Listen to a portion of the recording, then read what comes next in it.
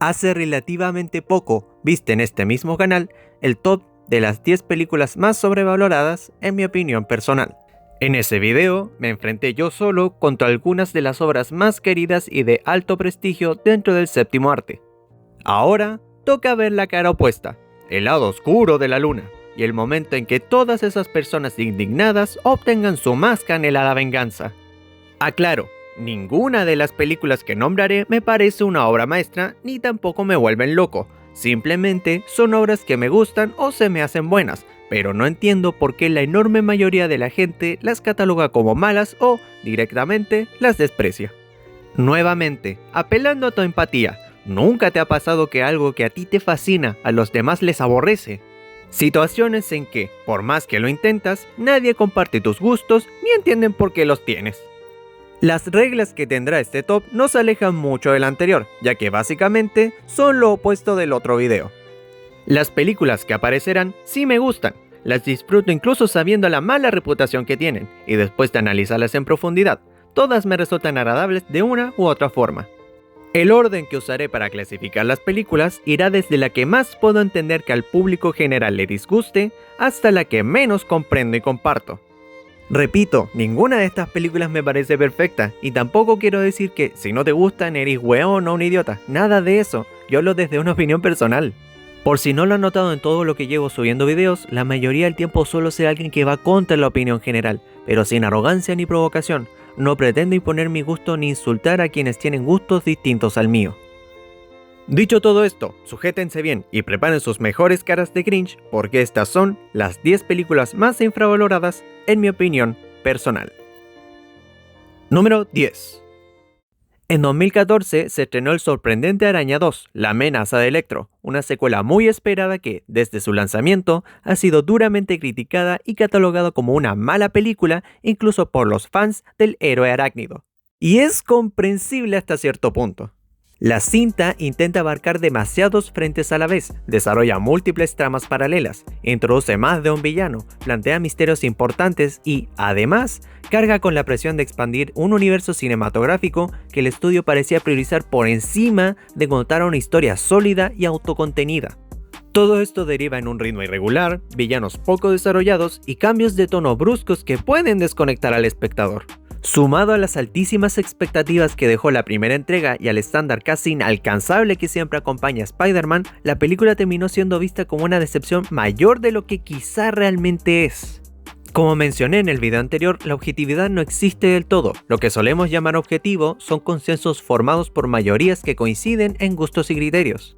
Así como no todo lo que le gusta a la mayoría tiene por qué gustarme a mí, tampoco todo lo que disgusta colectivamente tiene por qué desagradarme. En ese sentido, sería deshonesto decir que no disfruté esta película. The Amazing Spider-Man 2 tiene varios aspectos positivos, y uno de los más importantes es que posee corazón. La relación entre Peter Parker y Gwen Stacy está construida sobre una química excepcional entre Andrew Garfield y Emma Stone, que aporta naturalidad, humor, vulnerabilidad y una credibilidad emocional poco común. Andrew encarna un Spider-Man muy fiel al espíritu del personaje, ingenioso, empático y cercano a la gente, especialmente en sus interacciones con civiles. En lo visual, la película ofrece algunas de las mejores secuencias de balanceo y acción del personaje, con una cámara dinámica que transmite velocidad y libertad. La banda sonora de Hans Zimmer refuerza el tono épico y trágico, y el clímax final destaca por su impacto emocional y valentía narrativa, dejando una de las escenas más memorables de la historia cinematográfica de Spider-Man. En definitiva, la película no es odiada por ser terrible, sino por ser una obra con buenas ideas mal ejecutadas, afectada por una ambición desmedida y una fuerte presión empresarial. Número 9. Se suele decir que The Cable Guy es la película que casi destruyó la carrera de Jim Carrey, y entiendo por qué mucha gente piensa eso. Sin embargo, también creo que es una conclusión injusta. La película no fue un fracaso en sí, simplemente apareció en el momento equivocado. El público esperaba el Jim Carrey de Ace Ventura o La Máscara, comedias explosivas y accesibles, y en cambio se encontró con una propuesta mucho más oscura, incómoda y extraña. Ese choque de expectativas fue clave para su mala recepción inicial. Además, la película fue dirigida por Ben Stiller y curiosamente también representó un punto complicado para su carrera como director. Con el tiempo, Stiller se reivindicaría con títulos como Zoolander y Tropic Thunder, pero The Cable Guy quedó marcada como una comedia desagradable para muchos, sobre todo si se le compara con el tono más amable de la mayoría de las comedias actuales. Para mí, el punto central es este: no es una mala película. Es una película incómoda, y eso no es lo mismo. Gran parte del rechazo viene de la actuación de Jim Carrey, no porque esté mal, sino porque es el mayor riesgo de la película. Su personaje está exagerado a propósito, invade constantemente el espacio del protagonista y resulta agotador. Para algunos eso es insoportable, para otros funciona a la perfección. Personalmente creo que retrata muy bien lo irritantes que pueden llegar a ser ciertas personas en la vida real. Porque seamos honestos, todos hemos tenido un amigo así. Ese que no entiende los límites sociales, que no sabe cuándo dejarte tranquilo, que invade tu espacio personal y genera incomodidad constante. No necesariamente son malas personas, pero convivir con ellas puede ser agotador.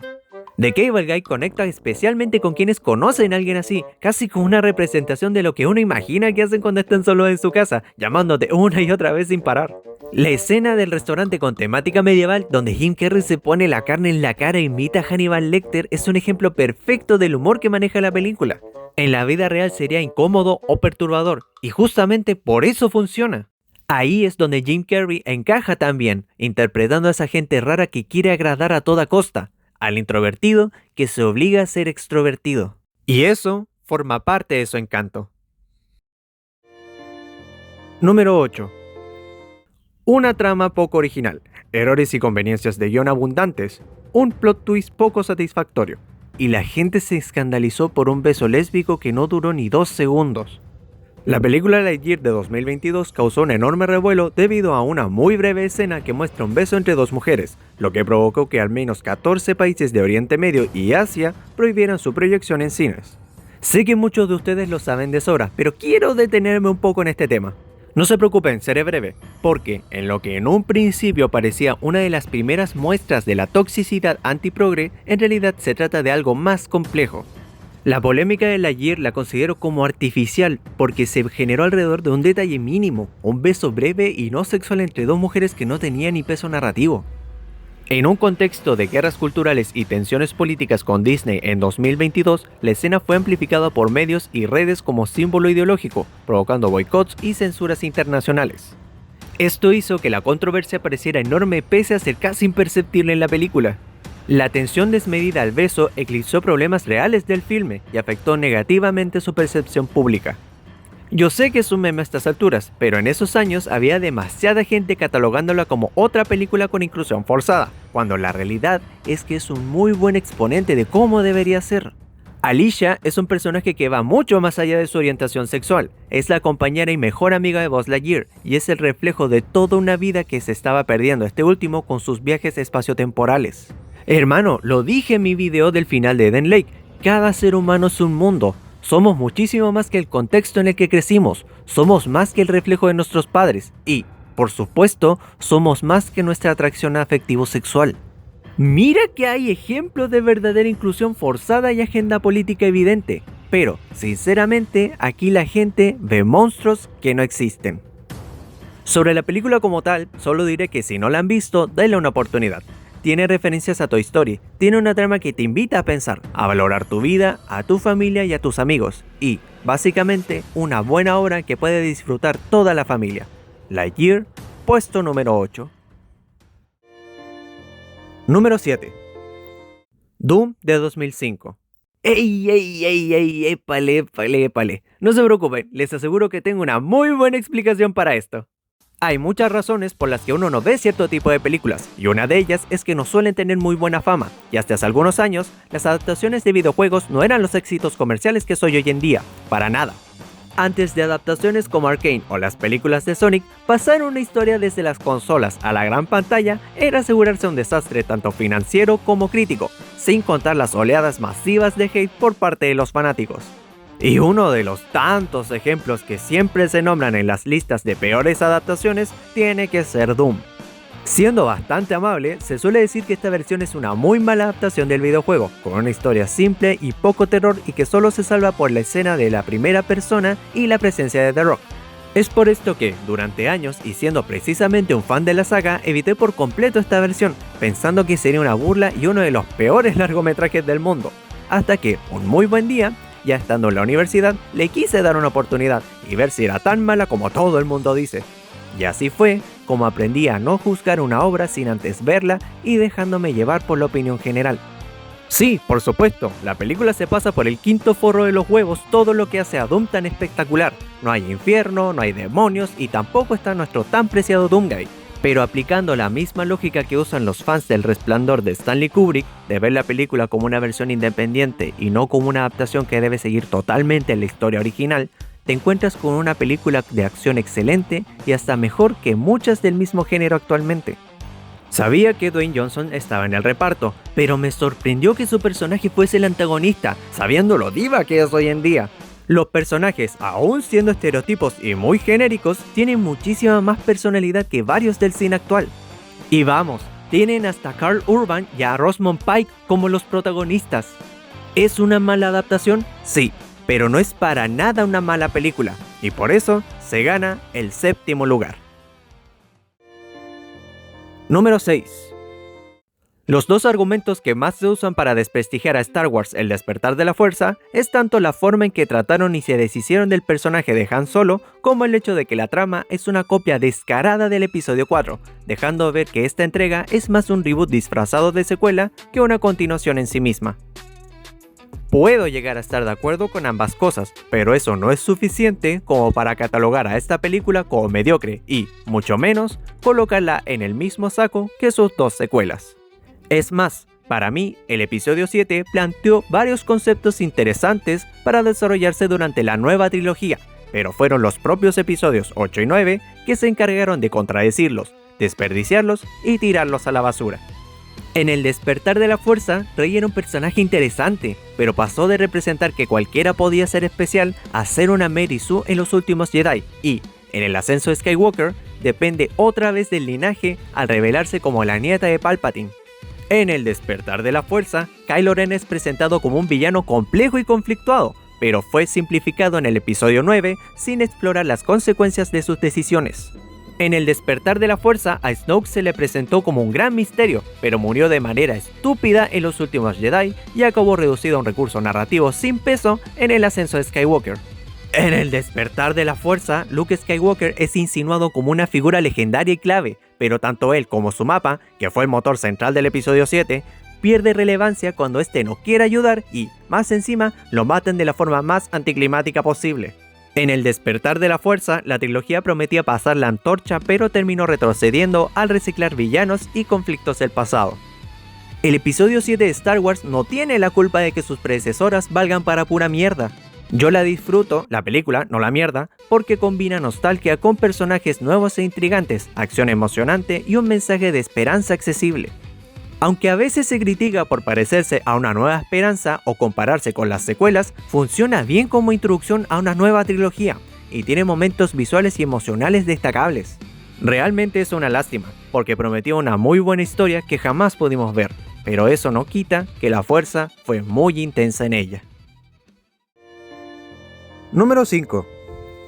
Con Mother me di cuenta de que el mundo y el internet está lleno de gente hipócrita, porque la enorme mayoría de usuarios y personas que se las da de intelectual, cinéfila y filosófica cayeron como moscas al criticar a la película por no tener ni la más mínima idea de los elementos que caracterizan al cine de Darren Aronofsky, y que se los diga alguien que hace unos minutos admitió que Doom de 2005 es una buena película y le gustó, créanme que es mucho decir.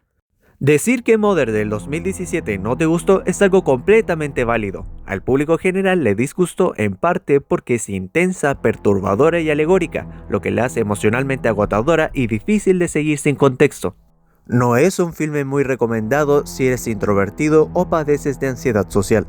Pero volviendo al punto anterior, creo que el mayor fallo fue la predisposición del público hacia el largometraje, ya que muchos de los que la vieron esperaban un thriller convencional o una historia de terror. En cambio, se encontraron con algo más simbólico, alegórico y experimental, provocando decepción y confusión. El problema no es que el público general no conozca a Darren Aronofsky, porque yo tampoco ni debería conocer a todos los directores del mundo. La cosa está con los que maman y huevean con sus gustos exóticos y con sus disque capacidades de análisis para que, al final, cataloguen a la película como de mal gusto, con violencia exagerada, personajes irreales y, más encima, ni la entienden. Mother no es una película difícil de entender, es una película difícil de aguantar. No plantea un misterio que haya que descifrar con una pizarra y teorías rebuscadas, sino una experiencia simbólica bastante directa que apela a ideas básicas como la creación, la fe, el sacrificio y la destrucción. No quiero parecer condescendiente, pero en algún momento de la película te tienes que dar cuenta de que no debes tomarte la historia de forma literal. Mother de 2017 no es una película para todos ni pretende serlo, pero como obra coherente, arriesgada y honesta con su propuesta, siento que recibió más rechazo del que merece. No está infravalorada porque sea incomprensible, sino porque exige tolerar el malestar que genera. Y para algunos espectadores como yo, precisamente ahí está su mayor virtud. Mother, puesto número 5. Número 4. Joker de 2019, ¿debería tener una secuela? No. ¿Es mejor que su segunda parte? Sí. ¿Joker de 2024 es una mala película? Absolutamente no. Me estoy dando cuenta que la gran mayoría de películas del top las fui a ver al cine y es posible que eso pueda anular mi juicio un poco, pero ya de por sí el video es obviamente pura subjetividad, así que ¿qué más da? Con Joker Folie à Deux pasó algo muy parecido a lo que ocurrió con Madre y cada cierto tiempo con películas que incomodan más de lo que entretienen. El rechazo fue inmediato, ruidoso y en muchos casos poco reflexivo. No porque la película sea perfecta, que no lo es, sino porque gran parte del público llegó esperando algo que nunca estuvo ahí. El problema no es que no les gustara, eso es totalmente válido. El problema es confundir no me gustó con está mal hecha. Uno de los mayores puntos de fricción fue el musical. Mucha gente lo vio como un capricho innecesario cuando en realidad funciona como una extensión directa de la mente de Arthur, fantasías, delirios y escapes. No son números musicales para lucirse, son interrupciones incómodas que reflejan su desconexión con la realidad. Lo mismo ocurre con el juicio, acusado de lento y carente de tensión. Pero el juicio no busca suspense tradicional, es un espacio para hablar de culpa, responsabilidad y espectáculo. Arthur ya no es un símbolo revolucionario ni un ícono antisistema, sino un hombre patético utilizado por otros, observado y consumido como entretenimiento. La película desarma la romantización del Joker que nació tras la primera parte y señala directamente al público que lo idolatró. Me refiero dentro de la película, no a los fans de la vida real. Las actuaciones también sostienen esta lectura. Joaquin Phoenix sigue entregando un personaje incómodo, errático y triste, mientras que Lady Gaga propone una Harley Quinn menos carismática y más perturbadora, más idea que persona, lo que encaja con el tono general, aunque decepcione a quien esperaba algo más cómic. Joker 2 no es una película fácil ni particularmente disfrutable, no busca serlo. Es una experiencia densa, teatral y agotadora que exige no tomarse todo de forma literal. No está mal entendida porque sea críptica, sino porque obliga a soportar el vacío y la incomodidad que plantea. Y para algunos espectadores, precisamente ahí está su mayor valor. Número 3. Reivindicar Viernes 13 de 2009 parece casi un acto de herejía dentro del fandom, pero alguien tiene que decirlo, este remake no merece el desprecio que arrastra. La película toma elementos de las 3 primeras entregas y los reorganiza sin complejos, adolescentes semidesnudos, alcohol, sexo y el lago cristal como escenario del ritual. Jason caza, punto. Y eso, para una saga como esta, no es un defecto, es una marca registrada. Lo verdaderamente interesante está en la versión de Jason que nos presentan. Aquí todavía no es el zombie indestructible que el exceso terminó caricaturizando, sino un cazador humano, brutal, rápido y con lógica de supervivencia. Un ermitaño del bosque con el trauma de un niño y la violencia de un asesino. Que sea ágil no es una traición, en la parte 2 ya lo era. Esto es más realista, más físico, más inquietante. La motivación también importa. Jason mantiene prisionera a una mujer porque la asocia con su madre, y ese detalle, sencillo pero perturbador, le devuelve una dimensión trágica al personaje. Además, la trama de Clay, interpretado por nada más que Sam Winchester de Supernatural, quien busca a su hermana, no es para nada relleno. Tiene propósito, empuja la historia y eleva a los protagonistas por encima del estereotipo habitual. Es Viernes 13 con más presupuesto, un guión algo más trabajado y personajes funcionales. Las muertes son violentas, creativas y dolorosas. Hay desnudez en exceso. Sí, ¿y qué? Estamos hablando de Jason Voorhees. El slasher siempre ha usado el sexo como detonante y castigo, y aquí incluso se explota con inteligencia visual. El asesinato del muelle es prueba de ello, memorable, incómodo y efectivo. Algunas muertes satisfacen, otras sorprenden, pero todas golpean fuertemente. No es mi película favorita, personalmente prefiero Jason Vive y La Nueva Sangre, pero sí siento que muchos defienden la saga desde una nostalgia casi religiosa. Yo no crecí con el Jason ochentero, pero eso me permite verlo con más claridad. El remake captura el espíritu puro de Viernes 13. Terror directo, sin pretensiones, sin explicarlo todo, sin pedir disculpas. Podría formar parte de la saga principal sin problemas. La nostalgia a veces no preserva, ciega. El rechazo al remake nace más del apego al recuerdo que de sus fallas reales. Y Viernes 13 de 2009 entiende mejor la saga de lo que muchos fans quieren admitir. Número 2. Técnicamente, la película que ocupa este puesto es la más despreciada de la lista, pero la coloco en el segundo lugar porque el primero es un poco más especial para mí, pero eso lo hablaré más tarde. La Máscara de 1994 es sin duda muy divertida, exagerada y muy original. Y tiene cierto grado de importancia ya que convirtió a Jim Carrey en estrella, mezcló comedia física tipo caricatura con efectos especiales novedosos y mostró que los cómics podían ser locos y adultos, no solo serios o de superhéroes clásicos. La película fue tan exitosa que los ejecutivos de Hollywood querían hacer una secuela también con Carrey como protagonista, pero rechazó la oferta debido a que no le gustó la idea creativa y no quería repetirse. A pesar de esto, se dieron cuenta que no necesitaban a Jim Carrey para seguir usando la idea. El Hijo de la Máscara de 2005 se hizo sin él, usando la misma máscara pero con otro personaje y otro actor. El estudio tenía los derechos y decidió hacer una secuela independiente, más enfocada en humor infantil y efectos digitales. Para muchas personas, el problema es que sin Carrey se perdió el carisma y la comedia física que hacía funcionar al personaje, apostaron por CGI excesivo y un tono distinto, y no conectó con el público. El resultado existe legalmente, pero casi todos fingen que no existe. Crecí viendo El Hijo de la Máscara y siempre me fascinó su caos visual, como si los dibujos animados cobraran vida en la pantalla. Para un niño todo era colorido, absurdo y emocionante. Además, la historia del padre aprendiendo a cuidar a su hijo me hablaba de responsabilidad de una forma simple y divertida. La película también me introdujo a la mitología de la máscara, haciendo que la magia se sintiera más grande y misteriosa. Hoy entiendo que no es perfecta, pero para mi infancia cada exageración tenía su encanto. El Hijo de la Máscara demuestra que incluso las secuelas menos exitosas pueden dejar huella. Más allá de sus fallos, refleja cómo la imaginación y la magia pueden marcar la infancia, enseñando valores simples y despertando fascinación por mundos fantásticos, recordándonos que la experiencia personal a veces supera, por lo menos para mí, la opinión general. Puesto número 2. Número 1. Hace una semana asistí a la boda de mi prima. Lo pasé muy bien, serví tragos, hablé con mucha gente y el ambiente fue muy agradable. En eso, uno de los invitados se me acercó y me dijo que vio una foto en donde estábamos mi prima, su hermana, mi hermana y yo en un cine hace 13 años. Esto es bastante curioso porque la película que fuimos a ver en ese entonces es la ocupante de este puesto y ya tenía planeado hablar de ella mucho antes de ir a dicha ceremonia. Digo esto porque me pareció una más que interesante coincidencia. Para hacer ese momento más especial, en ese entonces me parece que fuimos por el cumpleaños de mi hermana si no lo recuerdo mal. Habíamos llegado tarde a la función, pero la disfrutamos igualmente.